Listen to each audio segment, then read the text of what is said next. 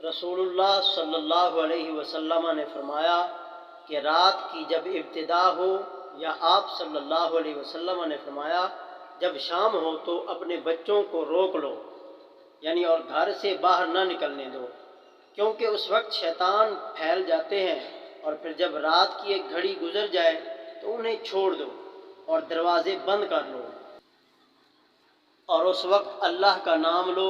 کیونکہ شیطان بند دروازے کو نہیں کھولتا، اور اللہ کا نام لے کر اپنے مشکیزوں کا منہ باندھ دو، اللہ کا نام لے کر اپنے برتنوں کو ڈھک دو، خواہ کسی چیز کو چوڑائی میں رکھ کر ہی ڈھک سکو، اور اپنے چراغ یعنی سونے سے پہلے بجھا دیا کرو۔